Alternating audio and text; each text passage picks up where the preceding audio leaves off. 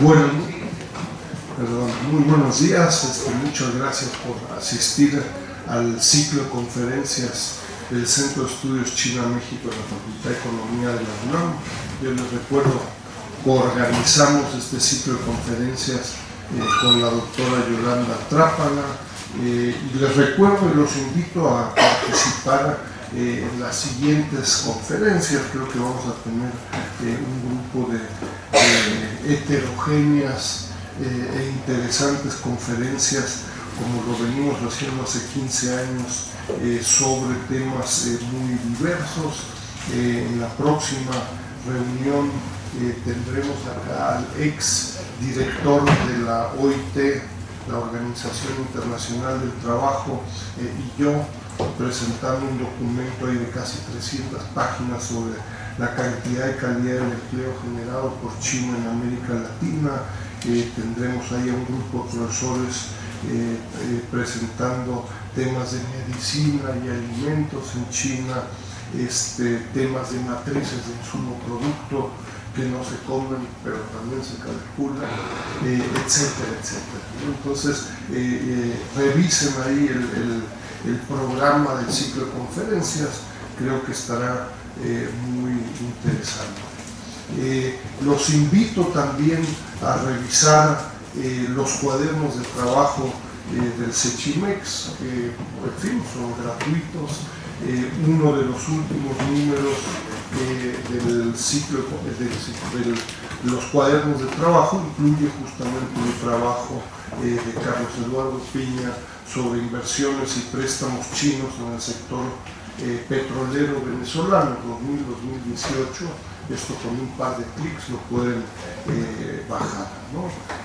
Estamos muy contentos y muy agradecidos con Carlos por su presencia y por la posibilidad de concretar una conferencia sobre temas que ha venido trabajando desde hace algún tiempo. Yo les recuerdo, Carlos Eduardo Piña es venezolano, ¿no? Estudiante de maestría de la Facultad de Ciencias Políticas y Sociales acá en la UNAM, también becario del CECHIMEX el año pasado, y ha venido publicando un grupo de análisis sobre la relación entre Venezuela y China en el ámbito energético, en el ámbito comercial, en el tema de financiamiento, inversión extranjera directa. Acaba de salir este documento con 15 artículos sobre inversión extranjera directa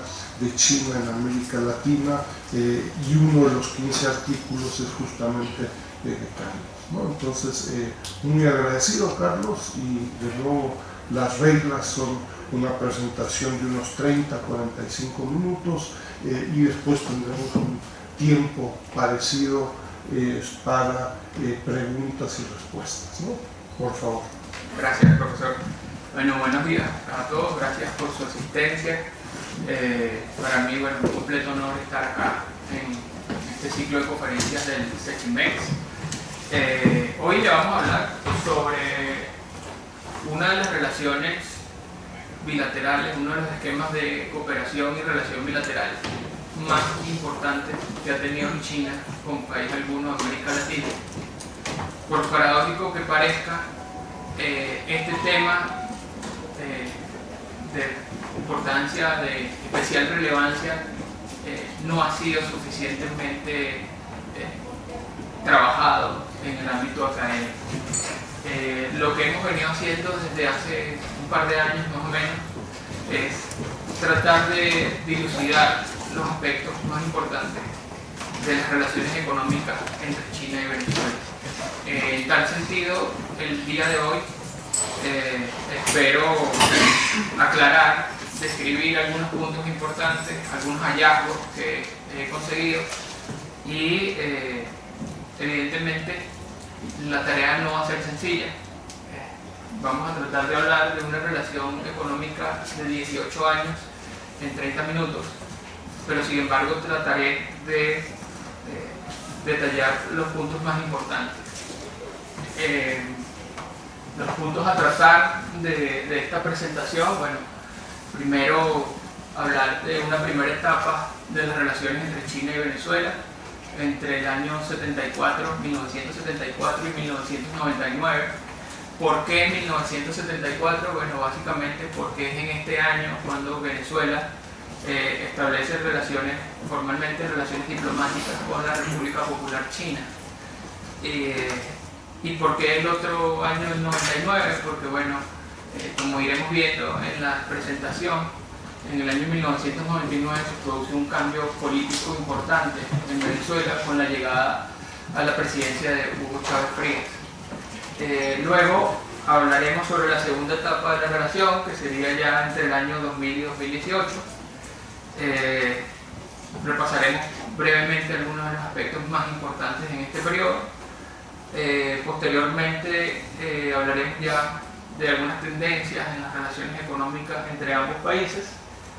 Y luego, bueno, utilizando el método que hemos llevado a cabo para nuestras investigaciones, hablaremos de la balanza comercial, de los préstamos y políticas de financiamiento y de la inversión china en Venezuela. Disculpen que se me pasó en la lámina ese punto. Luego abordaremos una serie de conclusiones y finalmente algunas recomendaciones y sugerencias que me permito hacer. Bueno, la primera etapa de la relación China-Venezuela. Las relaciones diplomáticas entre ambos países se inician en 1974. Esto, en cierto sentido, va de la mano con lo que fue el reconocimiento de China, de la República Popular, a nivel internacional. Algunos países de América Latina reconocen a China en este periodo, y esto se produjo en el gobierno del entonces presidente Carlos Andrés Pérez. Sin embargo, más allá del reconocimiento diplomático, se observa que en esta primera etapa no hay un intercambio comercial significativo, y en términos económicos la relación fue escasa, por decirlo en cierto sentido. Como lo coloco acá, la balanza comercial entre el 74 y 1999 pasó de 1.4 millones de dólares a 400 millones de dólares, con un impulso significativo importante en los años 90, que es cuando se dan los primeros contratos de compraventa de petróleo y orimulsión, que es una especie de, para los que no la conocen, orimulsión fue una tecnología, una forma en la que el petróleo de Venezuela utilizaba y procesaba el petróleo extrapesado, que en ese momento se conocía como bitumen. Esta tecnología de la orimulsión fue desarrollada en Venezuela en los años 90, y se pensaba en los 90 que este energético podía ser un sustituto confiable al carbón y un poco menos contaminante. Venezuela, en su política energética en la década de los 90, le dio un impulso importante a la venta de orimulsión. Sin embargo, cuando llega el presidente Chávez en el año 99, decide dejar de considerar la producción de orimulsión, y señaló que este petróleo ultrapesado era, valga la redundancia, petróleo, y que debía venderse como petróleo, no como orimulsión. En todo caso, este sector fue el primero, o este producto, este energético, captó la atención de China en los años 90, y eso es más que todo la mayor parte de la balanza comercial. En este periodo se habla, bueno, de una firma de 36 instrumentos de cooperación en sectores petroleros, científicos, manufactureros, ganaderos, agrícolas, pero, como les digo, con un especial énfasis en el sector petrolero. Venezuela, políticamente, su política exterior en esos años estaba alineado con lo que se conoció como el Consenso de Washington, y en cierto sentido que estableció relaciones diplomáticas con China. Aún sus políticas para este momento estaban alineadas con la potencia, digamos, dominante a nivel regional. Como les he venido comentando, la llegada al poder de Hugo Chávez, bueno, representa un cambio en la relación, un punto de inflexión y un mayor acercamiento entre ambos países, que vamos a observar. La segunda etapa de la relación, entre el año 2000 y 2018, es muy importante recalcar la diferencia. Si la primera etapa fue de bajo dinamismo, la segunda etapa es todo lo contrario, es una etapa de alto dinamismo en todos los aspectos, pero especialmente en el aspecto económico. Ahí colocamos unos puntos, por ejemplo, la diversificación en las relaciones diplomáticas tradicionales de Venezuela, el acercamiento de países como China, Rusia, Irán, el fomento de la multipolaridad, y Chávez se especializó bastante en proponer un proyecto que hiciese contrapeso a la hegemonía estadounidense. Esto incluso trascendió lo discursivo y pasó a lo programático, porque como algunos saben, y si no lo saben se los comento, Venezuela promulgó una nueva constitución en el año 1999 y ahí se cambiaron los principios básicos de la política exterior venezolana. En este sentido, el presidente Chávez manejó su política exterior con un enfoque multipolar, antihegemónico con los Estados Unidos, y esto, como ya veremos más adelante, significó o coincidió con lo que fue la política exterior de China a partir del año 2000 en adelante. Luego observamos la parte económica, el impulso económico de la relación. Básicamente, las relaciones económicas entre China y Venezuela se han basado en la compra de hidrocarburos. Esto no es, digamos, un descubrimiento que se ha realizado. Venezuela es un país, un gran productor de petróleo, de los más importantes del mundo, y el país con las reservas probadas, con las mayores reservas probadas de petróleo. En tal sentido, observamos inversiones a lo largo de este periodo, inversiones directas en el sector petrolero, minero e industrial, en diversa medida, pero en estos sectores.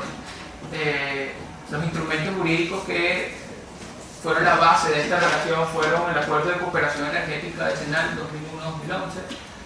2001-2011 y el establecimiento de la Comisión Mixta de Alto Nivel, la cual se desarrolló como la máxima instancia de la relación entre ambos países. En esta instancia, la Comisión Mixta de Alto Nivel, se discutían y se hablaban los principales aspectos de la relación bilateral. Y bueno, ya veremos un poco más a fondo este tema, el tema de los fondos de financiamiento conjuntos, que si el petróleo o la compraventa de hidrocarburos fue el núcleo de la relación, el elemento dinamizador de esta relación fueron los fondos de financiamiento. Ya veremos un poco más adelante de qué se trataba. Sobre las relaciones económicas entre China y Venezuela hay algunos aspectos, algunas consideraciones generales que me gustaría comentarles. En primer lugar, bueno, como se ha venido trabajando acá en el CECHIMEX y en la Red China-América Latina, se ha venido estudiando el impacto de China en América Latina, tomando en cuenta las relaciones comerciales, inversión directa, financiamiento y por último los proyectos de infraestructura. Esto no ha sido en cierto sentido inventado, esto tiene una explicación teórica y práctica, empírica, digamos. Más o menos en la década de los 90, China comienza un periodo de acercamiento comercial con América Latina. Esta fue las primeras transacciones, las primeras relaciones económicas. Luego, sobre el año 2007-2008, luego de que China ya había acumulado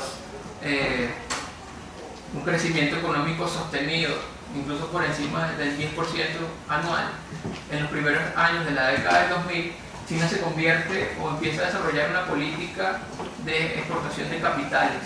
Y esta política de exportación de capitales se desarrolló básicamente a través de inversión directa y préstamos y financiamiento. Luego, en el año 2013, más o menos, con la llegada del presidente Xi Jinping y la importancia que este político le dio a la inversión en infraestructura, también América Latina empieza a ser una región en la que se empiezan a desarrollar, valga la redundancia, proyectos de infraestructura de gran envergadura. Entonces, teniendo en cuenta este marco, observamos que en el caso de Venezuela hay cierta coincidencia con la región, desde los años 90, con la estrategia china en la región. Desde los años 90, China efectivamente comienza a incrementar sus relaciones comerciales con Venezuela. Desde el año más o menos 2005, específicamente, empiezan las inversiones directas, pero desde el año 2007 empiezan a ser más significativas. En el año 2007 también se crean los fondos chinos venezolanos, que es el principal mecanismo a través del cual se canalizó los financiamientos y los préstamos de China en Venezuela. En esta parte también coincidió.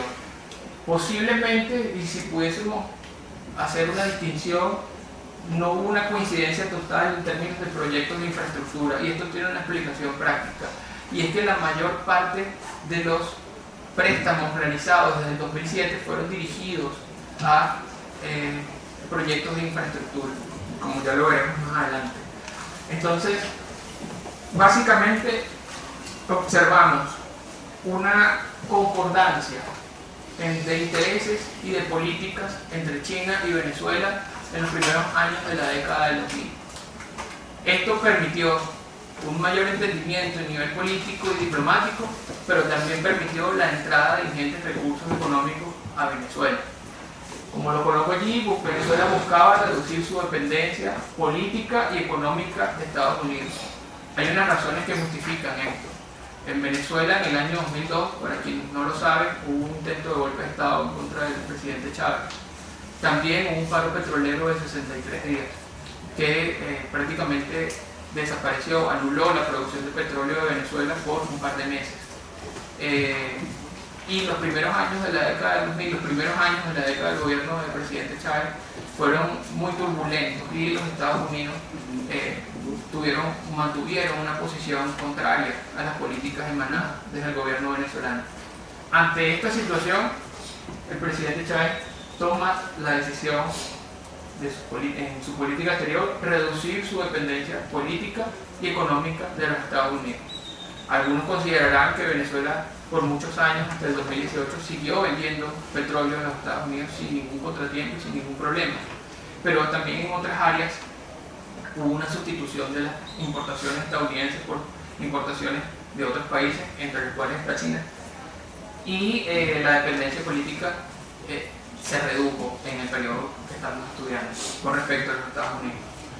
Y bueno, en el caso de China, ellos deseaban incrementar su presencia en el mundo a través de inversiones, pero también hay un contenido de política exterior bastante importante, que es lo que se llama la cooperación sur-sur, es decir, que China, como la principal y más importante potencia emergente, iba a utilizar sus recursos, sus inversiones para ayudar a aquellos países subdesarrollados. Como ya les he comentado, petróleo como eje central de la relación bilateral, ya veremos más adelante en qué se sustenta esto. Y bueno, un aspecto clave, la relación económica entre China y Venezuela debe entenderse de manera, entendiendo, analizando de manera conjunta las relaciones comerciales, las relaciones de inversión directa y las relaciones de financiamiento-préstamo. Ya veremos un poco más adelante por qué. El primer aspecto que vamos a tratar es el tema de la balanza comercial entre China y Venezuela. Según estos datos bajados del Sistema Mundial Integrado de Comercio del Banco Mundial, el monto acumulado entre 2000 y 2017, coloco 2017 porque esta fue la fecha hasta que pudo conseguir los datos, el monto acumulado de la balanza comercial fue de 150.694 millones de dólares. Como se observa, las exportaciones venezolanas hacia China representaron un ingreso, un monto en dólares superior al tema de las importaciones, por lo cual podemos decir que la balanza comercial en este periodo, desde el 2004 en adelante, fue favorable a Venezuela. Esto tiene una explicación lógica, y es que Venezuela enviaba principalmente petróleo y derivados a China, y China enviaba a Venezuela manufacturas y productos de alto valor agregado. En el caso también es importante agregar que en este periodo, hasta el año 2014, los precios del petróleo tuvieron un comportamiento ascendente, es decir, lo que se generaba para Venezuela a partir de la venta del petróleo era bastante dinero. En términos de monto acumulado, las exportaciones de Venezuela hacia China fueron de 96.000 millones de dólares aproximadamente, y las importaciones hechas de Venezuela, por Venezuela desde China, 50.226 millones de dólares. Acá colocamos los principales productos que Venezuela exportaba a China y los principales productos que Venezuela importaba desde China. Lo más llamativo de este gráfico es la alta concentración de las importaciones venezolanas, solamente en petróleo, pero también en minerales, fundición de hierro, productos químicos inorgánicos y manufacturas de cobre. En resumen, materias primas, fundamentalmente. Solo 5 productos, estos 5 productos representaron el 99% de las exportaciones venezolanas hacia China, altamente concentrado. Cuando vemos las importaciones hechas por Venezuela desde China, hay una diversificación. Por ejemplo, los primeros 5 productos que Venezuela importó desde China representaron el 61% del total de productos importados. Hay una menor concentración. Y como lo vemos, está maquinaria pesada, es decir, tractores, camiones, materiales y equipos electrónicos. Esto fue bastante significativo porque en algún momento esto explica o explicará lo que fue la llegada de la inversión extranjera directa a Venezuela.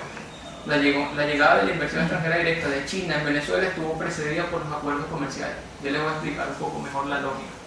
Vehículos, automóviles o tractores, manufactura, fundición, hierro y acero. Los resultados concretos de la relación comercial entre ambos países los resumo como esta relación comercial profundizó o promovió la reprimarización de la economía venezolana. En primer lugar, al llegar China con grandes cantidades de dinero e interesarse por las materias primas, Venezuela no se concentró en vender materias primas y no tanto en promover un desarrollo industrial o del sector servicios. Este punto es muy importante cuando hagamos las conclusiones. Entendemos también que hay un incremento de la dependencia de Venezuela hacia China en este periodo. Y también queda claro que existió una simetría entre ambos países en términos de venta, de relaciones de balanza comercial. Venezuela tuvo la oportunidad y no la aprovechó, no invirtió para hacer un esfuerzo para exportar productos de mayor valor agregado a China y no lo hizo. Seguimos con las cifras de inversión extranjera directa de China en Venezuela, algunas de las cuales están contenidas en el libro que el doctor Dussel hacía referencia. Básicamente este ha sido el comportamiento de la inversión extranjera directa de China. Observamos un primer momento en el año 2003. Básicamente la inversión que se produce acá es en una planta de emulsión en el año 2003, pero aquí ocurre un problema porque 6 meses después que China invierte en la primera planta de emulsión, el presidente Chávez declara ilegal la emulsión. Entonces, años después, Venezuela tuvo que resarcir los gastos erogados por China en este momento. Pero como vemos, y como vamos a seguir viendo en esta presentación, el mayor dinamismo se da entre el año 2007 y 2015, teniendo como pico el año 2012. Si no se recordaban, si uno no lo sabía, el año 2012 fue un año en que hubo elecciones presidenciales en Venezuela. Y por lo general, el gobierno de Chávez en años electorales incrementaba el gasto público y tomaba ciertas políticas que incrementaran la inversión. Tenemos una última transacción en el año 2018. Esta está relacionada con la cesión del 10% de una empresa petrolera en la faja petrolífera del Orinoco. Para quienes no lo sepan, la faja petrolífera del Orinoco es la zona geográfica donde se encuentran las mayores reservas de petróleo de Venezuela, está en el sur-este del país, y China tiene bastantes e importantes inversiones allí. Un aspecto clave, la inversión china en Venezuela tiene un acumulado de 18 años de aproximadamente de 6.080 millones de dólares. Este monto representa el 5.2% del total de las inversiones realizadas por China en América Latina, ubicando a Venezuela como el sexto país que mayor inversión extranjera directa de China ha recibido en la región. Perdón, aquí se me fue un poco el porcentaje, lo siento. Básicamente el tema, lo que trataba era la distribución por sector de la inversión extranjera directa a China. Los montos son 60% del sector materias primas, 29% el sector servicios y solo 10% el sector industrial. Este es un componente importante porque, como hemos trabajado y se ha trabajado desde el monitor de la OFDI China, la cantidad de empleos generados a través de la inversión directa de China en Venezuela fue de aproximadamente 14.500 puestos de trabajo, de los cuales al menos 10.000 corresponden al sector industrial. Entonces aquí se observa un comportamiento mixto. Mientras el sector materias primas se lleva la mayor inversión en términos de dólares, es el que menos trabajo produce y por lo tanto menos impacto en el mercado laboral venezolano tiene. Pasa todo lo contrario en el sector industrial. Es el que representó la menor cantidad de inversión, pero fue el que mayor cantidad de empleo generó. Bueno, acá más o menos hacemos un resumen de todas las transacciones. No lo vamos a detallar una por una. La presentación, según me ha comentado el doctor, va a ser publicada en la página del Sechimex, así que podrán tener acceso. Básicamente se notan todas las transacciones y bueno, son 22 transacciones las que se llevaron a cabo entre 2000 y 2018.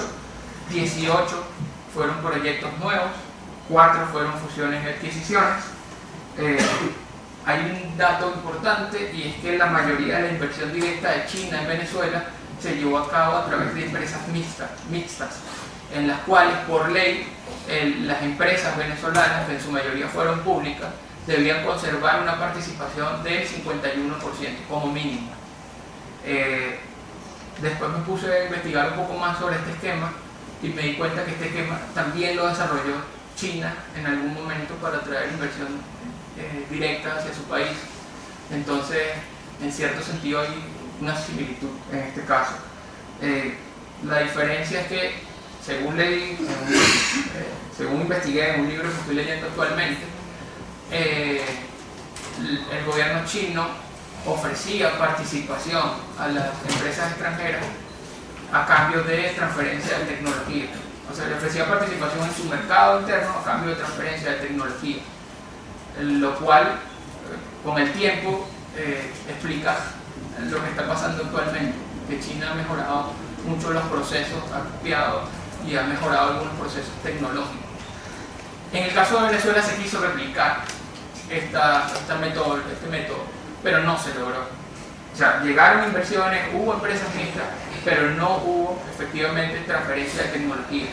En todo caso, lo que se hizo fue la preparación del capital humano. Es decir, se llevaban venezolanos, los preparaban en empresas chinas y después teóricamente se regresaban a Venezuela. No siempre se regresaban a Venezuela. Los resultados de la relación de la inversión extranjera directa de China en Venezuela: se privilegió la relación Estado-Estado. Esto es un componente importante porque todos los acuerdos se realizaron entre los gobiernos y la investigación que hemos realizado nos permite afirmar que Venezuela propició o otorgó a China una serie de condiciones para que llegase inversión china a Venezuela. A ver, me explico de forma más puntual. En Venezuela hay un control de cambio desde el año 2003 en el tema de las divisas. Hay unas divisas protegidas y por lo general siempre ha habido una divisa libre.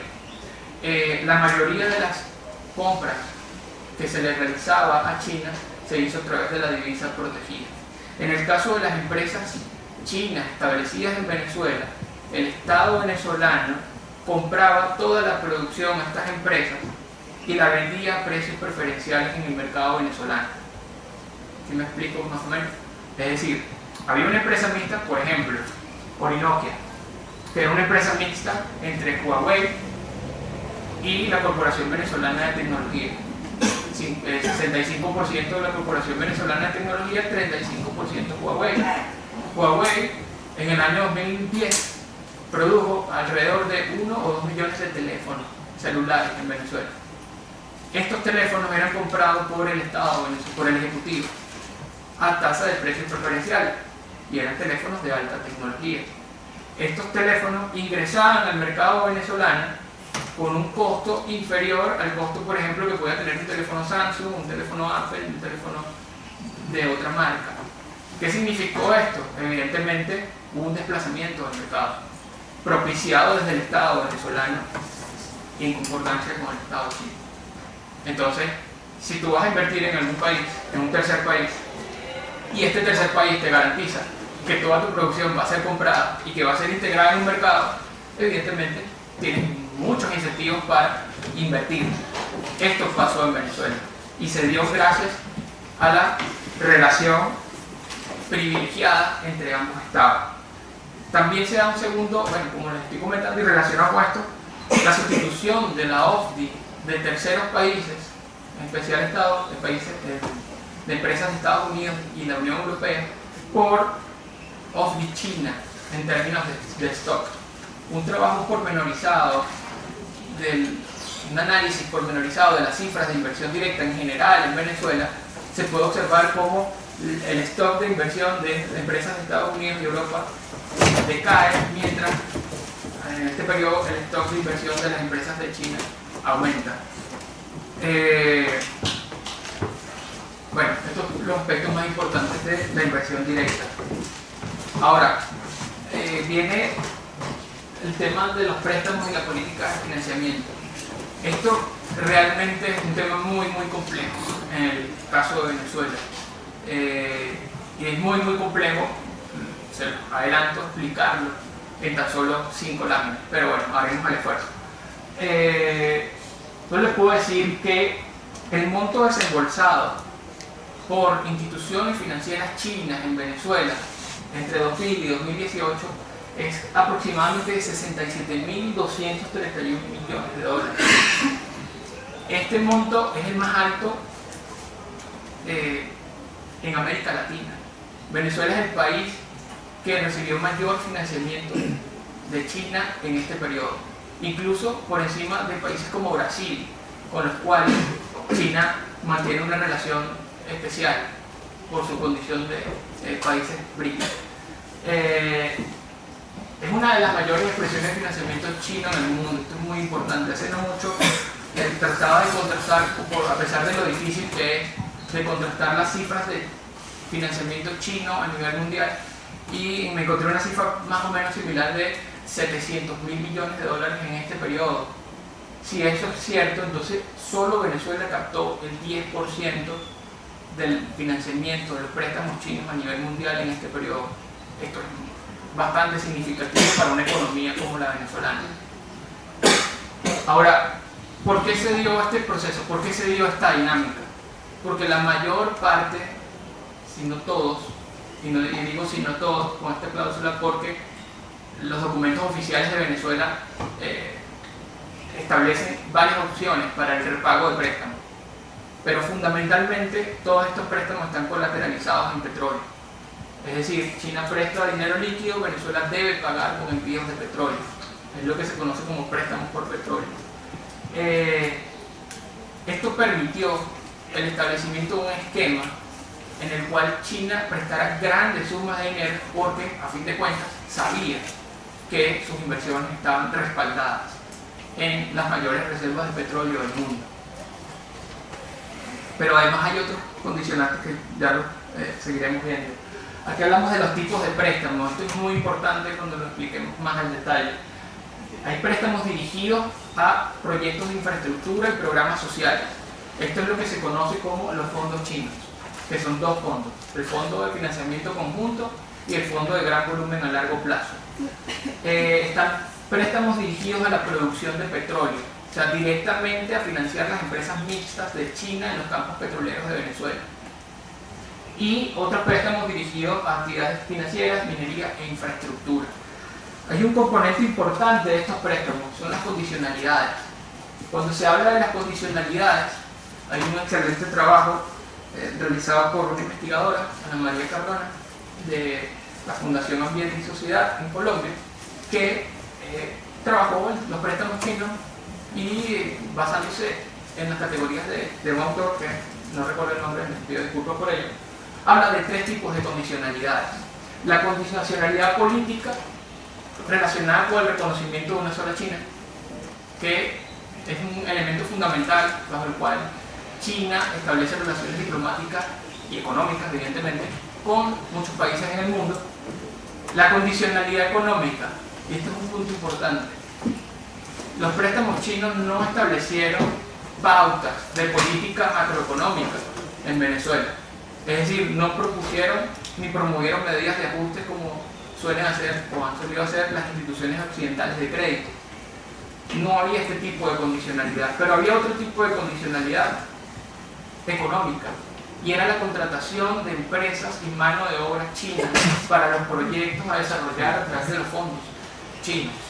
Este es un aspecto importante, porque en mi país dicen, imagino que acá también, como que los chinos prestaban o pagaban y se daban el cambio ellos mismos. Evidentemente prestan dinero, pero me contratas a mis empresas, entonces mis empresas van a recibir un pago y van a repatriar esos capitales. A fin de cuentas es una circulación del capital. Y la condicionalidad arraigada, el autor habla en este caso de la condicionalidad arraigada de la dependencia cada vez mayor para Venezuela de acceder a los préstamos chinos. Es decir, una cosa es que te pide un préstamo en un año y después te lo vuelve a pedir en 3 o 4 años, pero ya en el periodo del 2012 en adelante ya Venezuela necesitaba cada vez más nuevos préstamos de China. Y esto, en cierto sentido, se da también porque las instituciones internacionales de crédito cerraron la puerta al crédito de Venezuela, o la tenían abierta, y en todo caso el riesgo país de Venezuela era muy muy alto. Entonces, para Venezuela era más rentable endeudarse con China que endeudarse en el mercado internacional de crédito. Bueno, aquí más o menos vemos en azul están los préstamos de los fondos chinos, en rojo los préstamos por petróleo y los años que se fueron dando, y en verde los otros préstamos que fueron pequeños. Nuevamente, como ya hemos visto y como ya es un lugar común en las relaciones económicas entre ambos países, la mayor, aquí no coloco por cuestiones que no hubo préstamos significativos, incluso no hubo préstamos entre el 2000 y 2007 entre Chile y Venezuela. Pero como vemos nuevamente, la mayor dinámica, el mayor volumen de préstamos se dio entre el 2007 y el 2015. Al igual que en términos de comercio, al igual que en términos de inversión directa. Y también vemos cómo desde el 2013 en adelante ya empiezan a darse préstamos dirigidos directamente al sector petrolero. Ya veremos por qué. Incluso en los últimos 2-3 años, los préstamos van únicamente dirigidos al sector petrolero. Ya los fondos chinos dejaron de recibir recursos en el año 2015. Todavía hay una deuda importante en ese sentido. Bueno, paso a hablar de manera puntual sobre el Fondo Conjunto Chino-Venezolano.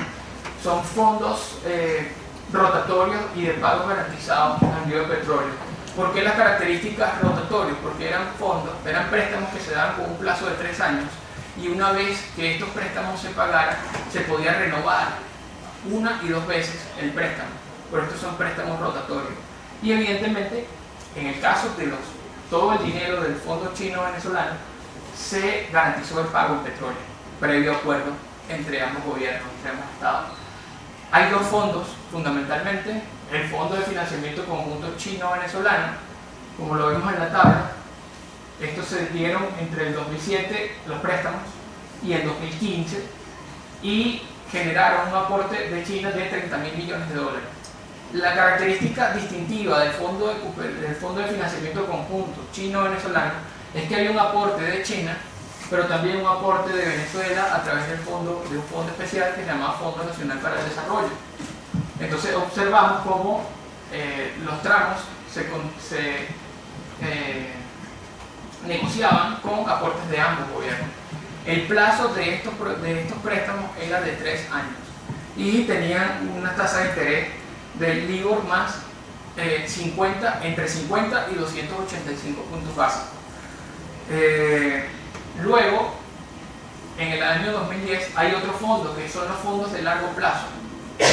Como lo dice su nombre, estos fondos tenían un plazo a 10 años, es decir, vencían a 10 años.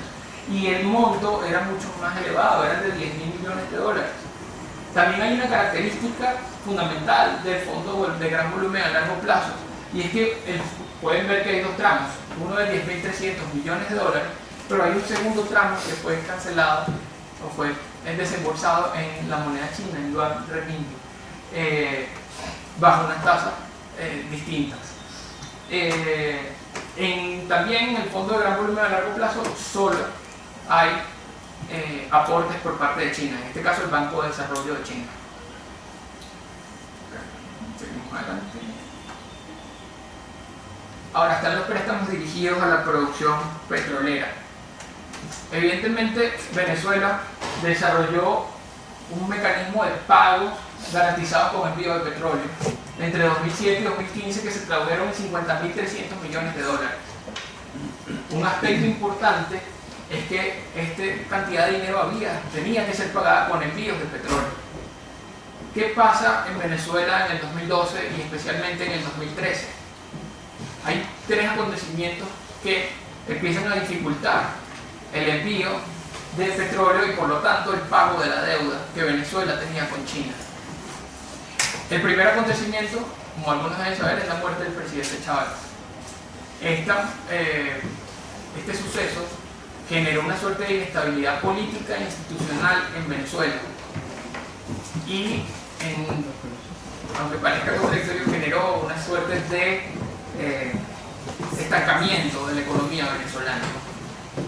Luego, en el año 2014, como ya muchos deben saber, se da un decaimiento, una caída de los precios del petróleo, lo cual también condiciona el ingreso de recursos de Venezuela. Pero también hay un tercer aspecto que probablemente es el más importante, y es que desde el año 2013 en adelante en Venezuela se empieza a registrar una sostenida, lenta y continua caída de la producción de petróleo por falta de inversiones por parte del Estado venezolano en la estatal petrolera Petróleo de Venezuela. ¿Qué significó? ¿Cómo implicó? ¿Cuál fue la consecuencia de estos acontecimientos que les estoy explicando? Que PDVSA, la empresa petrolera venezolana, se quedó sin recursos para seguir invirtiendo en las compañías petroleras que mantenía junto con China en calidad de socia. Y le pidió al Banco de Desarrollo de China, a través de CNPC, que financiara parte de estos proyectos. Evidentemente, al Banco de Desarrollo de China y al CNPC y al gobierno chino le interesa que se mantenga un nivel óptimo de producción de petróleo en Venezuela para que les paguen sus préstamos. Y así hemos visto cómo desde, algunos préstamos para cubrir necesidades de financiamiento de PDVSA, como la refinería Abreu de Lima, o la compra de bienes y servicios, pero significativamente desde el año 2013 en adelante se prestaron 4.000 millones para la empresa mixta Sinovenza, 391 millones para la construcción de una facilidad de terminal marítimo, 2.200 millones otra vez para la producción de Sinovenza y 5.000 millones hace un año para mantener la producción petrolera en Sinovenza. Entonces, se observa cómo ya China deja de prestar para proyectos de infraestructura y se concentra únicamente en proyectos que levanten la producción petrolera. El monto acumulado de estos proyectos fue de 14.731 millones de dólares en el periodo de estudio. Algunas consideraciones: las tasas de interés fueron LIBOR más 450 o 625 puntos básicos. Si observamos las tasas de interés de los préstamos del fondo chino, estas tasas de interés son superiores. Esto tiene una explicación lógica. Aparte de los sucesos que les estoy explicando, el riesgo país de Venezuela también incrementó bastante entre 2013 y 2018. Es decir, ya nos prestaban a una mayor tasa de interés. Un aspecto importante, clave: estos préstamos dirigidos al sector petrolero no se tradujeron en un incremento significativo y sostenido de la producción de petróleo. Así que lo que han mantenido es la producción, pero no han logrado el objetivo que China se proponía, que era incrementar la producción de petróleo. Hay otros préstamos, esto sí más sencillo, algunos proyectos de minería y un proyecto de construcción de un condominio, de una infraestructura relacionada con el sector petrolero. Me gustaría hablarles también de los resultados de la política de préstamo de manera rápida. Tengo unos datos acá, los leo. Venezuela, por acceder a los préstamos chinos, obtuvo recursos adicionales por el orden de 8.100 millones de dólares por colocar su deuda con China en lugar de colocarla en el mercado internacional de crédito. Es decir, este esquema que privilegiaba la colateralización de la deuda en petróleo permitió a Venezuela acceder a grandes recursos en un momento en el que el mercado internacional de crédito le estaba cerrando la puerta. Este es un punto, un aspecto importante.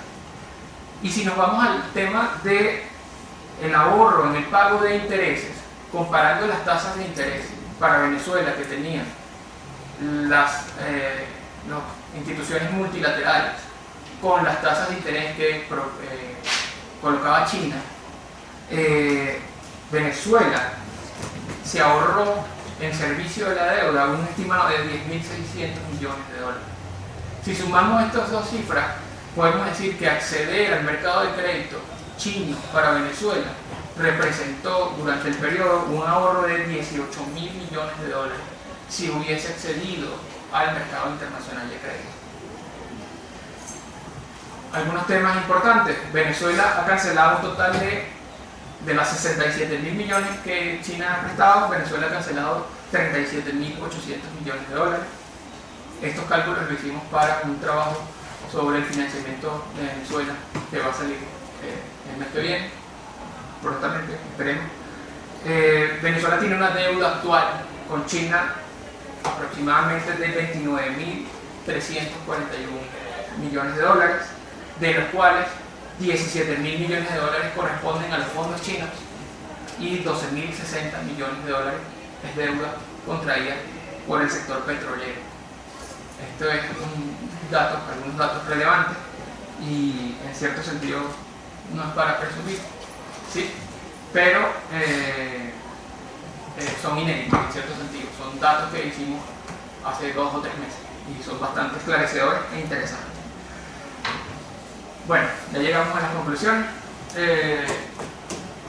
Venezuela representó durante este periodo, sin ningún tipo de miedo a decirlo, la puerta de entrada de inversiones y préstamos chinos en América Latina y el Caribe. O sea, no cabe ningún tipo de dudas de que Venezuela representó un experimento de exportación de capitales para China, pero también tuvo un lugar privilegiado en esta estrategia. Y esto, para bien o para mal, dependiendo de los resultados positivos o negativos, es un ejemplo de cooperación. O sea, hubo cooperación económica entre China y Venezuela en este periodo. Como lo coloco allí, una de las mayores expresiones de cooperación económica y financiera entre China y países algunos en América Latina. Ahora bien, también hay que hacer una crítica. Dicha cooperación no se tradujo en un desarrollo productivo para Venezuela.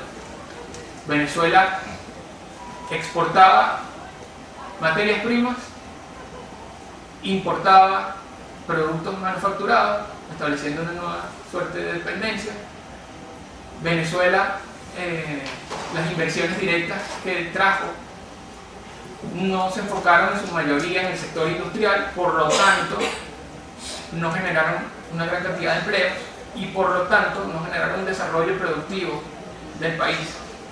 Esto es una crítica constructiva que se puede hacer porque la relación con China no va a concluir con este gobierno, con el gobierno venezolano.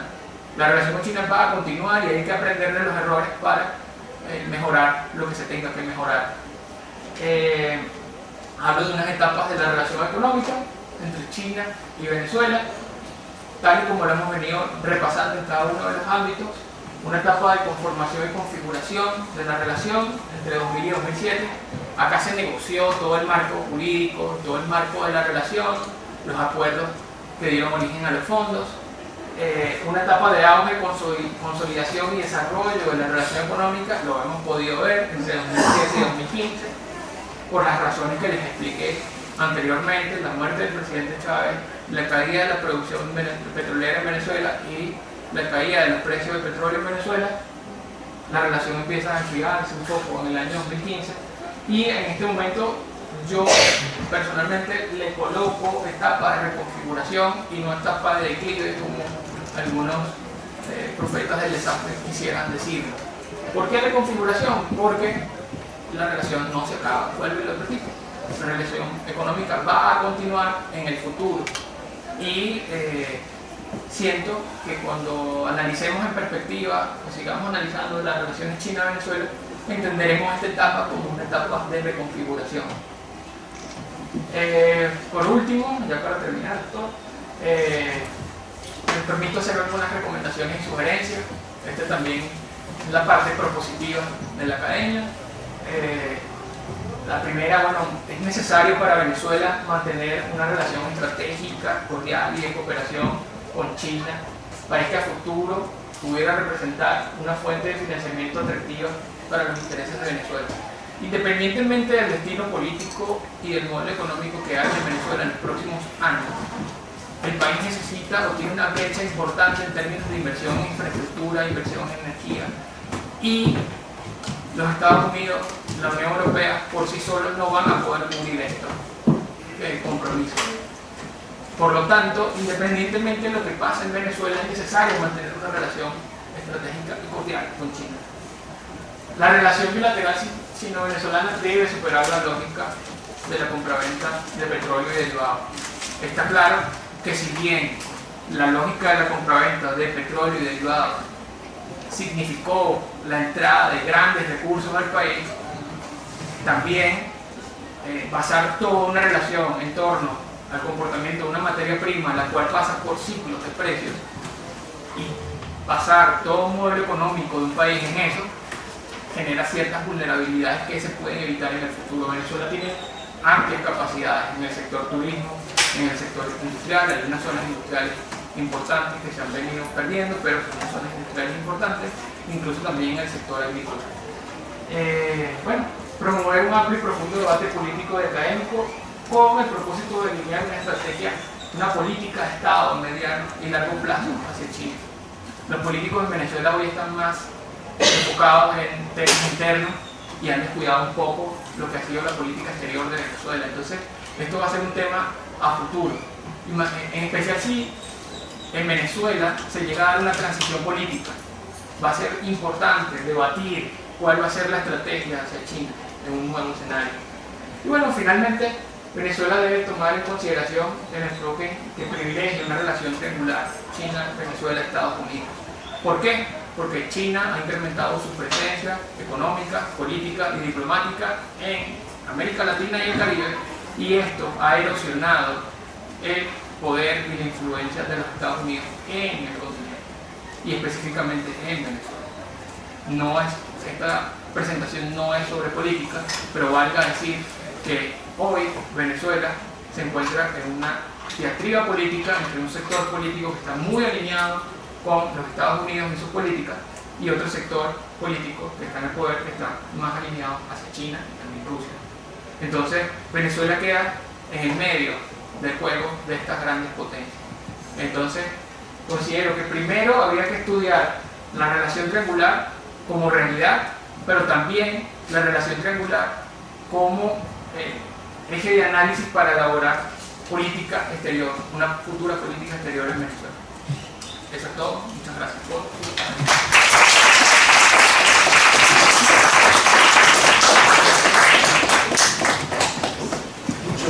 Carlos, pues tenemos un excelente tiempo para preguntas. Hacemos un grupo de rondas de preguntas. Les pido que sean preguntas, que sean breves. Yo de antemano felicito ahí el trabajo puntual que ha venido haciendo Carlos sobre este tema, donde, como ustedes saben, en fin, pues son, sobre todo en el ámbito político, pues hay muy detallados, puntuales discusiones, debates en Estados Unidos, pero llama la atención el poco conocimiento detallado que existen sobre estos temas, concretamente incluso en China, y los pocos especialistas que existen en América Latina, en Estados Unidos y por ahí en la propia Venezuela, con algunas excepciones, ¿no? Entonces, muchas felicidades por el puntual, detallado trabajo en el ámbito del comercio, del financiamiento, de las inversiones, y donde, como ha señalado Carlos, hay un grupo de publicaciones que pueden consultar, ¿no? Entonces, bueno, ¿quién dijo yo? Hacemos rondas, 2, 3 preguntas y les damos la palabra, por favor. Bueno, muchas gracias. Yo soy Isabel Russo, soy profesora en el Colegio de México y coordinadora del programa de energía del Colmex. Muchas gracias, Carlos, por esta presentación. Yo quisiera tener, mi primera pregunta es: ¿qué tan confiable es la información que has recopilado actualmente en Venezuela? Porque es muy difícil tener una información confiable. Yo trabajo sobre petróleo y la página de PDVSA, por ejemplo, ya no existe desde 2016. No se sabe cuánto produce realmente Venezuela, es a través de cifras de la OPEP, de BP, etcétera, etcétera. Entonces, es primero, qué tan difícil y qué tan confiable es la información que has podido recopilar. Segundo, sobre la relación préstamos versus petróleo. Entiendo que en el transcurso del tiempo, la negociación que hubo entre China y Venezuela en cuanto a préstamos y reembolso por petróleo llegó a solicitar que Venezuela reembolsara 500.000 barriles diarios de crudo a China. Yo quisiera saber si tú lo sabes, a qué precio del crudo se estuvo reembolsando esos barriles, ¿no? Lo cual es una pregunta bastante interesante, porque creo que fue muy desfavorable para Venezuela. ¿Cómo se calculó el precio del barril, ¿no? En ese sentido, antes de 2014, es decir, antes del contrachoque petrolero? Entiendo también que Venezuela nunca jamás respetó, el gobierno de Chávez, pero sobre todo de Maduro, no respetó la cantidad de barriles que fue pactada, digamos, entre China y Venezuela, y últimamente, hasta marzo de 2019, estuvo enviando solamente 300.000 barriles de crudo diario, porque le convenía evidentemente a Venezuela exportar los barriles de crudo que tenía a Estados Unidos, porque aquí recibía cash y en el otro sentido pues era solamente reembolso, ¿no? Y eso ha provocado la furia de China, entiendo, o por lo menos el descontento de China, lo cual ha llegado a desplazar China por Rusia últimamente en los últimos años, y de la compañía Rosneft en particular, ¿no? Y de alguna manera China se quedó atrás y Rusia empezó a tener un papel mucho más protagónico a nivel de préstamos, ¿no? Desde las sanciones de Estados Unidos, desde que toman lugar a partir de marzo, no sé qué pasa, no sé si lo puedes aclarar. ¿Cómo ves el futuro en ese sentido, Rusia, China, Venezuela? ¿Qué pasa? ¿Cuál es la presencia de China? Porque entiendo que la presencia de China ha sido como mucho más cautelosa en esos últimos años y últimamente. Entonces quisiera saber si lo puedes aclarar. Muchas gracias.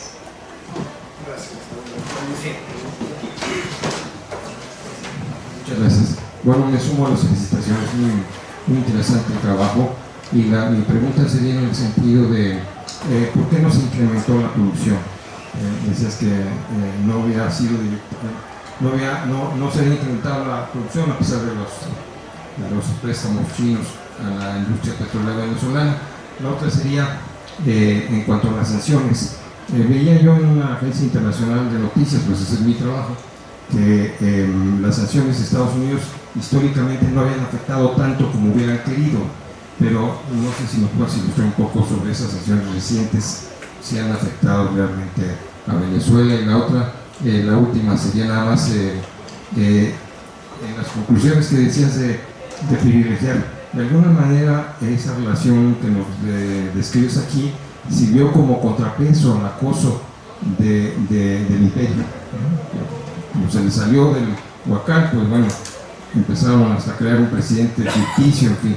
Pero la pregunta sería si en esa triangulación que sugieres en el futuro, y que Estados Unidos está tan reacio, ayer Trump en las Naciones Unidas, bueno, se desató, incluyó a Venezuela, si en esa triangulación no estaría más factible con Rusia, no tanto Estados Unidos por la resistencia que está teniendo. Gracias. Así, me llamo Andrés Luis Furno, soy egresado de la UNAM, soy periodista y soy abogado, pero soy buena gente, tengo que aclararlo porque estamos medio. Gracias.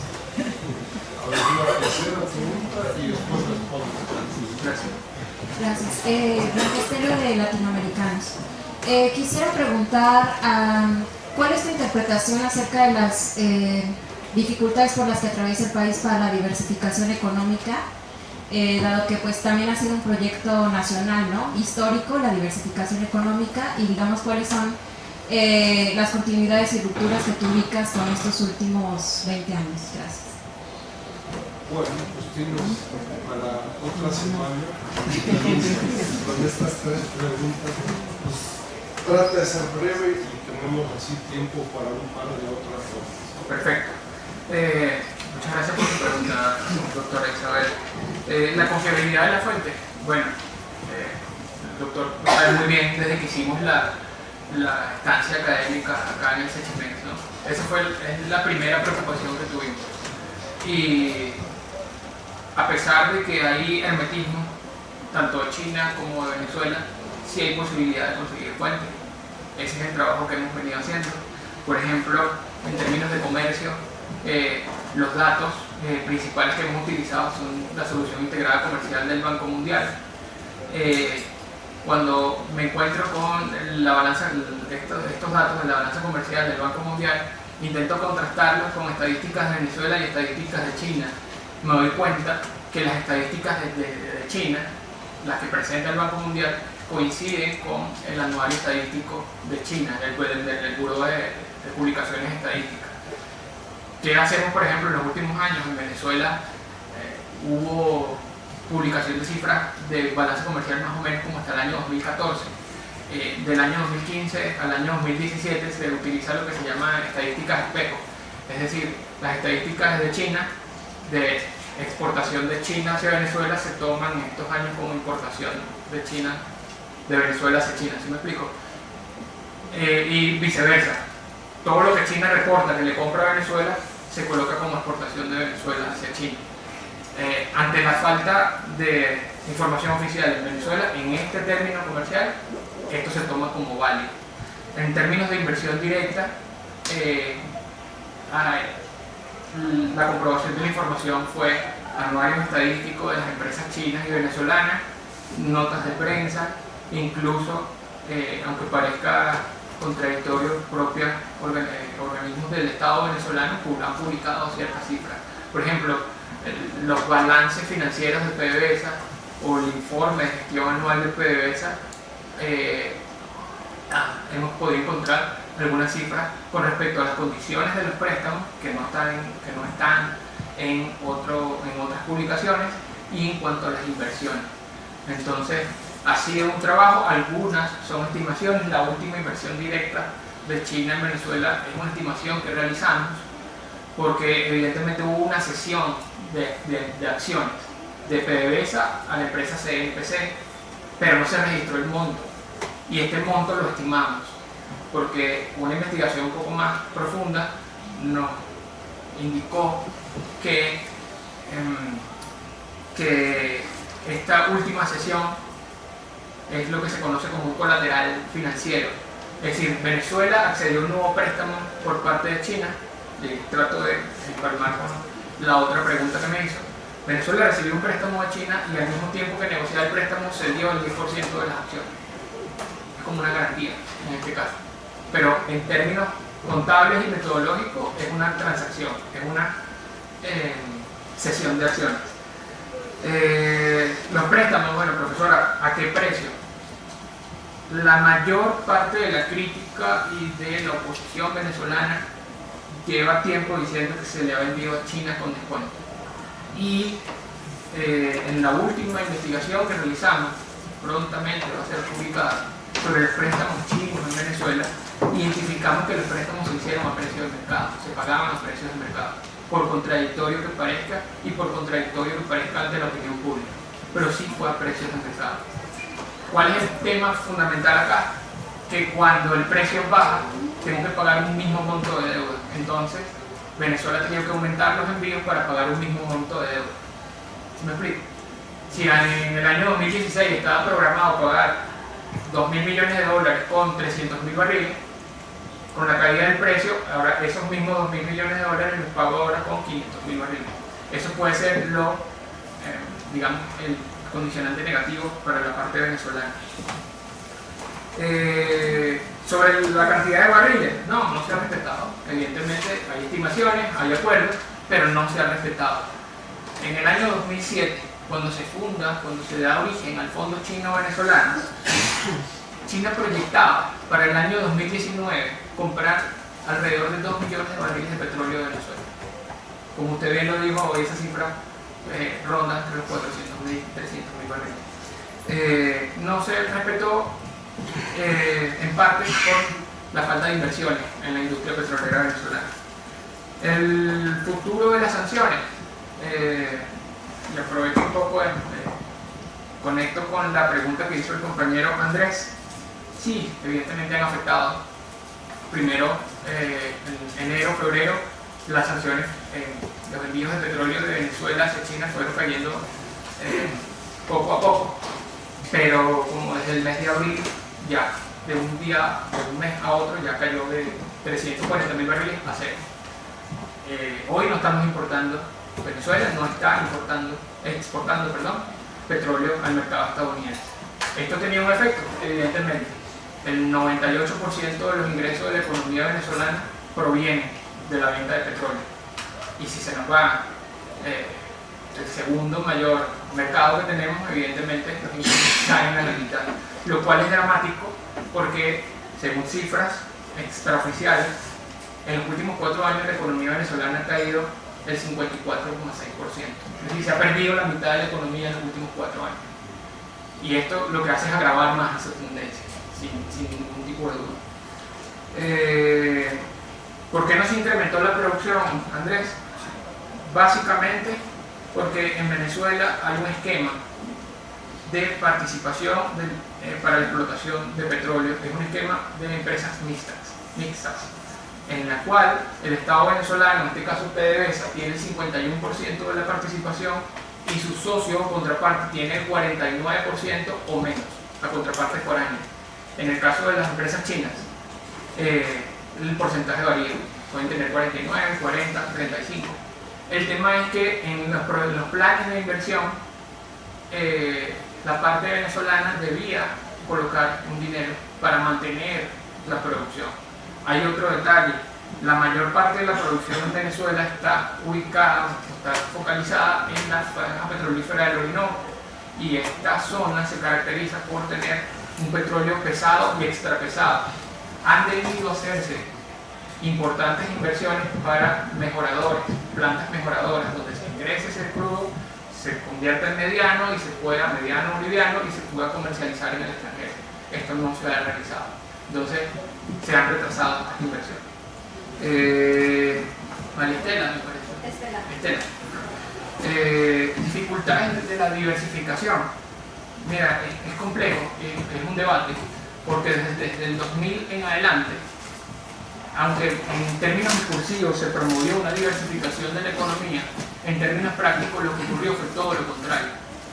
Es decir, el presidente Chávez, con sus éxitos y fracasos, con sus críticas y las cosas buenas que pudo haber hecho, basó su proyecto político y su proyecto de política exterior en el petróleo. ¿Y qué significó? ¿Qué resultados trajo esto para el país? Una reprimarización del petróleo, un proceso de desindustrialización y por lo tanto las capacidades productivas, la generación de mayor valor agregado en Venezuela disminuyeron en este periodo. ¿Cómo se traduce esto? Bueno, el país necesita hacia el futuro aprender de estos errores, no volver a centrar toda la economía en el petróleo, que es una materia prima cuyo precio oscila. La historia, los hechos empíricos lo demuestran. Hay momentos de agua, momentos de caída. No puedes basar todo tu modelo económico a un monoproducto, porque te vuelves muy vulnerable. Lo que hablas de las continuidades y rupturas, en este periodo entiendo la pregunta. Sí, sí, yo entiendo que Venezuela siempre ha tenido debates desde Urquidi y así para debatir precisamente la posibilidad de diversificarse frente a precisamente, o sea, lo que quiero decir es que lo que entiendo es que Venezuela siempre ha tenido este debate porque pues ha concentrado desde el siglo XX su economía en el petróleo, o sea, no es una novedad en los últimos 20 años, es una continuidad. Y los debates de sus pensadores económicos, historiadores, etcétera, se dan precisamente para poder superar esa condición. Entonces, y lo hacen desde el liberalismo, desde distintos posicionamientos, ¿no? La pregunta es, ¿tú qué continuidades y rupturas observas con esa, digamos, dependencia de la monoproducción del petróleo en los últimos 20 años y con respecto a otros periodos? Bueno, te puedo hablar de un periodo puntual, del 1958 hasta 1998, que es lo que se conoce como el periodo democrático en Venezuela, el periodo de la democracia liberal, podríamos teorizarlo, si cabe la posibilidad. En este periodo, Venezuela, al igual que otros países latinoamericanos, emprendió una política de sustitución de importaciones y de industrialización del país a partir de los ingresos petroleros. Y en cierto sentido esta política tuvo éxito. O sea, en 1998, cuando Hugo Chávez llega al poder, el 60%, 65% más o menos, de los ingresos del país eran petroleros, provenían del sector petrolero. El restante 35% de diversos sectores, servicios y sobre todo industriales. Esta tendencia se revierte en el periodo 2000-2018. En la actualidad, el 98% de los ingresos que recibe el país provienen de la industria petrolera y el 1,5%, el 1% servicios y una pequeña parte industrial. Entonces se reprimarizó, pero a gran escala el país. Y esto fue producto también de la bonanza económica de un periodo de precios del petróleo alto y también del proyecto político y de política exterior que llevó adelante Hugo Chávez, el cual se sustentó en el petróleo como eje fundamental. Entonces, no sé si respondo bien tu pregunta. Otra ronda de comentarios, preguntas. Me incluyo yo, entonces como primero. Bueno, entonces hacemos dos y después yo soy el tercero. Por favor. Bueno, pues en primer lugar quiero agradecer a Carlos Eduardo por su excelente ponencia. Yo soy venezolana, tengo muchos años aquí en la Facultad de Ciencias Políticas y Sociales. Y bueno, he trabajado más la parte política, ¿no? Y social, y menos estos temas, y sobre todo en la actualidad el tema de las relaciones Venezuela-China, ¿no? Yo creo que un poco me voy a tomar la libertad de responder un poco a la compañera Estela. no respondiendo un poco, sino un poco a partir de lo que comentaba Carlos Eduardo, y es que definitivamente tendríamos que también ubicar cómo el proceso de la llamada revolución bolivariana se sustenta en la renta petrolera, pero en una nueva forma de distribución de la renta, a través de toda una serie de políticas públicas que pudieron también dar consenso, y no solamente el consenso a nivel interno, sino también a nivel internacional, porque tendríamos que tomar en cuenta que la producción petrolera no solamente está en función de cómo se paga la deuda con China, sino también cómo se está suministrando petróleo a algunos países del Caribe, y que en acuerdos, digamos, también bilaterales, por ejemplo, con el caso cubano o con el caso de la República Dominicana, etcétera, pero que también le están exigiendo a la industria petrolera nacional que cumpla con esos acuerdos, y que, por supuesto, en las condiciones actuales, sobre todo del 2017 hasta hoy, pues eso se ha visto también cada vez más afectado por las políticas estadounidenses y por los últimos acuerdos. O sea, nos podemos remitir al lunes pasado, ¿no? A estas nuevas, digamos, lineamientos que se tomaron a través de la convocatoria del TIAR. Entonces, lo único que me gustaría, bueno, para no extenderme en esto, porque realmente es enfocarnos en la problemática de la relación con China, es un poco que también, y creo que tú no lo estás planteando de manera muy clara cuando nos pones todas las cifras y todo el condicionamiento que hay en la relación China-Venezuela, y es entender a partir de allí por qué China, de una u otra forma, bueno, sería un poco la pregunta, si tú crees que realmente a partir de aquí es la postura de China con respecto a una especie de defensa o una especie de muro que se ha ido planteando junto con Rusia e Irán, o a partir de esta postura que tiene Estados Unidos con relación a una posible intervención militar en Venezuela.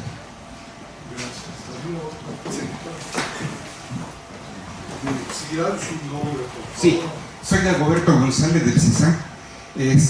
Realmente la exposición creo que ha sido muy rica, un tema que muchas veces no se conoce, y pese a los esfuerzos que has descrito para manejar cifras y tratar de brindar un panorama. La verdad te felicito en ese sentido.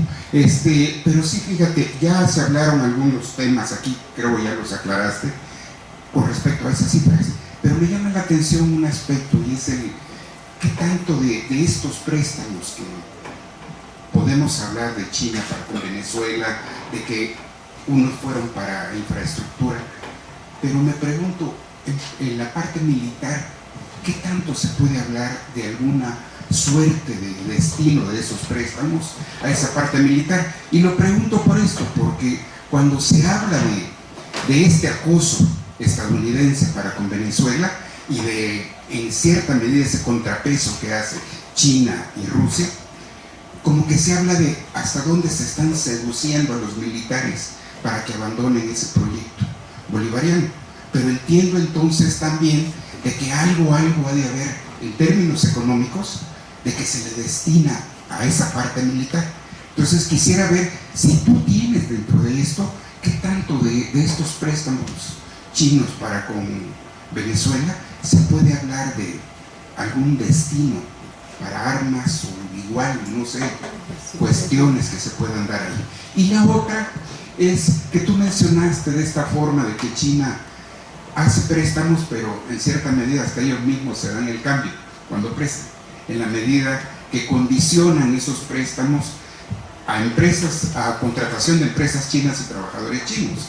Eso hasta en cierta medida puede ser que la experiencia venezolana sea un poco ejemplificadora para América Latina. Entonces yo no sé qué tanto nos puedas un poco ilustrar de cómo se ha dado esa situación, de lo que tú has descrito que han sido quizá los mayores montos de inversión chino en América Latina para con respecto a Venezuela. Gracias. y yo me pongo en la lista. Digo, a forma de comentario, yo, Carlos, creo que sería muy importante latinoamericanizar la experiencia de Venezuela con China, ¿no? Es decir, tanto en el comercio como en las inversiones, como en el financiamiento, hay, en fin, otras experiencias latinoamericanas, en algunas coinciden, en otras no, y entonces no, en fin, entenderlas en este contexto, ¿no? En algunos casos hay coincidencias, en otros en el financiamiento, en fin, uno se encuentra con experiencias muy diferentes, ¿no? Es decir, fondos bilaterales México-China que son administrados por el Banco Mundial, no tiene nada que ver con esto. Banco y financiamiento, o sea, los chinos pueden, ¿no? Si quieren hacer otro tipo de experiencia. Entonces, latinoamericanizar la discusión. Dos preguntas. Uno, más allá del caso de Venezuela y el proyecto del ALBA, ¿ahí hay algún proyecto específico y se llevó a cabo algo concreto vis-a-vis China o no? ¿Alguna estrategia con respecto a China? China en este grupo del ALBA, ¿no? ¿Jugó un papel importante? Me imagino que sí, pero en términos puntuales y concretos, como en el caso venezolano, con proyectos, inversiones, infraestructura o no, no sé, ¿no? Y de nuevo, digo, en aras de provocar, ¿no? Entonces, a ver, Pompeo y Trump y todos estos tienen razón, y entonces Venezuela, que no necesariamente América Latina, es el caso de la trampa de la deuda china en América Latina o no. ¿Cuál es tu opinión? Gracias. Bueno, gracias por sus preguntas nuevamente. Profesora Damelis, a ver, evidentemente el gobierno de Hugo Chávez se planteó una nueva forma de distribución de la renta en términos, digamos, de política económica, ¿sí? Y de proyectos políticos. ¿Qué es lo que se evidencia? Se evidencia, sí, una nueva distribución, un mayor gasto o inversión social, como prefieran decirlo. Pero este gasto fue dirigido al consumo interno y no a la industrialización del país. Y esto es un aspecto muy importante, porque la economía venezolana creció en la primera década del 2000, es correcto, creció a tasas, incluso hubo años donde creció al 5%, pero ese crecimiento se basó en los precios del petróleo y el consumo interno, el consumo individual, puntualmente. Había personas que por los altos ingresos petroleros ya tenían 2 o 3 teléfonos celulares, ya tenían un vehículo, un coche, ya tenían 1 o 2 apartamentos, viajaban a otros países a tasas preferenciales, con tasas preferenciales de las divisas. Se promovió el consumo interno y eso dinamizó la economía, eso no se niega. Pero no se invirtió esta renta o estos nuevos ingresos extraordinarios en la industrialización del país. Y a largo plazo, mediano plazo, hoy en día, los venezolanos están sufriendo las consecuencias de eso. China frente a Estados Unidos, el caso de Venezuela. A ver, el problema político en Venezuela, desde mi perspectiva, es un problema doble de legitimidad. Hay una legitimidad de origen que se cuestiona porque no todo el mundo reconoce las elecciones en las que fue elegido Nicolás Maduro el año pasado. Entonces hay un problema de legitimidad de origen, pero también hay un problema de legitimidad de ejercicio. Es decir, hay un problema económico, social y, en cierto sentido, humanitario, aunque creo que la parte humanitaria también ha sido utilizada como parte de un discurso, pero también es humanitario, hay que decir. En el primer caso, la legitimidad de origen, derivada de la adopción de un sistema democrático, en el caso de China, puede que le importe poco. ¿Por qué? Porque básicamente China no defiende un modelo democrático. Eso no en el sentido de las democracias liberales. Entonces el tema de la elección de Maduro como si fue un proceso limpio, si fue elegido con fraude o sin fraude, eso realmente China lo lleva a un segundo plano.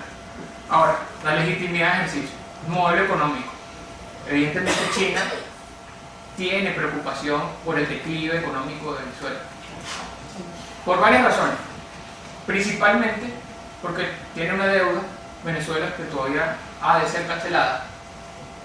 En segundo lugar, porque si es cierto lo que estamos comentando, Venezuela fue un proyecto importante para China en América Latina, y ese proyecto a día de hoy está fracasando, no está mostrando resultados, los resultados esperados, los resultados idóneos.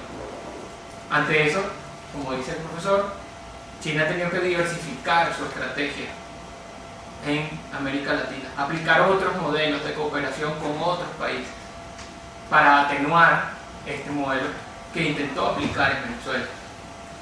Ahora bien, usted misma lo dice y comparto con el tema de las relaciones triangulares.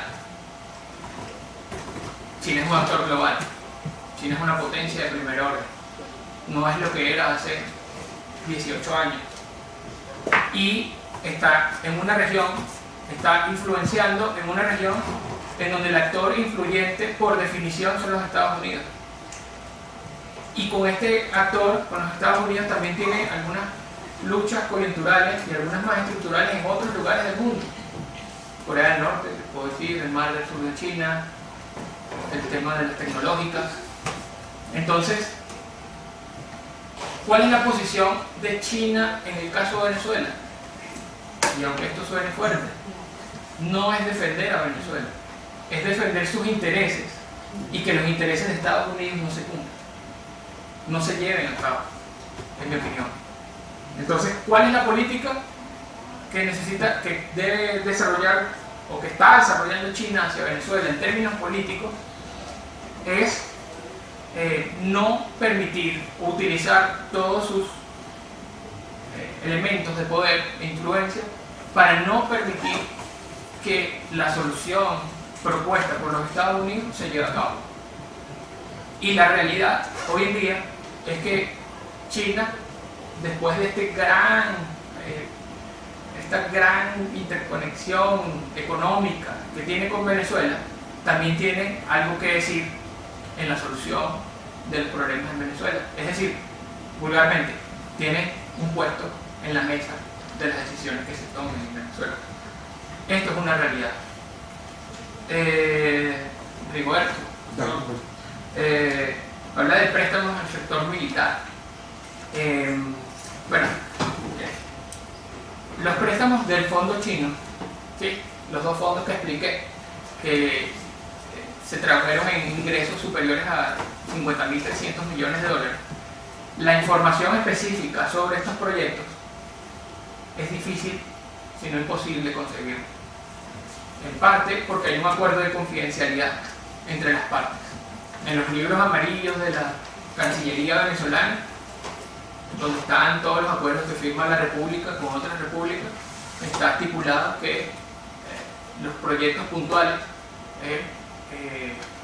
no pueden hacerse de conocimiento público por razones estratégicas, de acuerdo con las partes, de acuerdo con la visión de las partes. El tema militar, de repente no quiero ser grosero, pero no es el tema de la exposición, pero me tomo un minuto para responderle. Evidentemente, los militares en Venezuela es un centro de poder muy importante, que dota de equilibrio al sistema político. Y no solo en el actual momento, sino en lo que venga en adelante y en lo que ha sido el pasado, los militares han jugado un papel importante en la estabilidad política del país. Y lo van a seguir jugando. Sí es importante, totalmente. Y bueno, sobre los préstamos y las condicionalidades, a ver,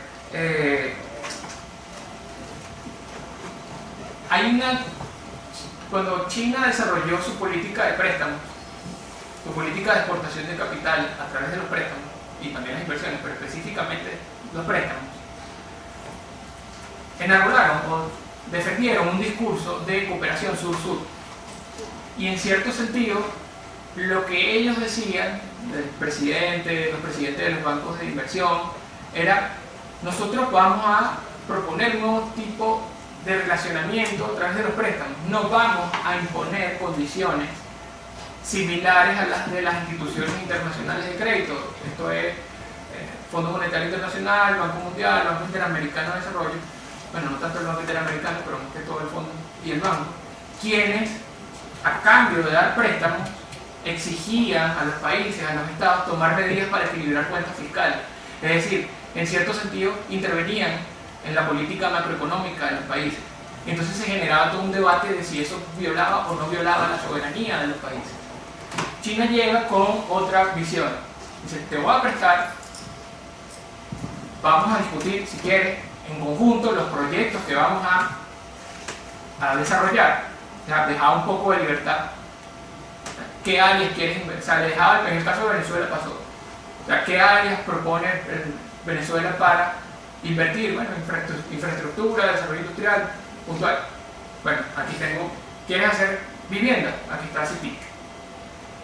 La condicionalidad era económica, pero no intervenía en política macroeconómica. ¿Qué pasó en el caso de Venezuela? Y de alguna manera empato con la pregunta que me hace el doctor. ¿Qué pasó en el caso de Venezuela? Dieron tanta libertad que después los proyectos, las áreas donde se invertía, no fueron productivas y no generaron un retorno esperado, sino generaron un pasivo, una deuda. Ante esto, China ha cambiado un poco su enfoque para entregar préstamos. De hecho, en los últimos 2 o 3 años, China ha dejado o ha reducido considerablemente su entrega de préstamos en América Latina. Pero ahora también, y disculpe si me entiendo un poco, pero ahora también China está desarrollando una política de tener más cuidado con las condicionalidades de sus préstamos. No estoy diciendo que están interviniendo en políticas macroeconómicas porque no tengo la evidencia suficiente, pero ya la experiencia vivida te da luces de que un poco están haciendo este proceso con más cuidado. Incluso en la propia China, en lo interno, entre 2003 y 2013 hubo una exportación de capitales, si se quiere, descontrolada. Habrá otros especialistas en este tema puntual. Desde el 2013 en adelante se inició una campaña contra la corrupción en China y el presidente Xi Jinping está teniendo más cuidado con él. Entonces no se descarta. Profesor, latinoamericanizar la discusión. Yo, antes de venir, conversaba con un amigo y él me decía: oye, vas a tener un auditorio que no conoce tanto Venezuela. Y en ese sentido trata siempre de cada cosa que hables, compararla con América Latina. Decía: bueno, tienes toda la razón, pero probablemente se me pasen los 30 minutos de la primera comparación. Evidentemente sí, estamos prestos a eso. Sé que aquí hay investigadores de otros países, de comparar, de hacer estudios de casos en el sector energético entre México y Venezuela, u otros países, Brasil y Venezuela, y esa es la idea.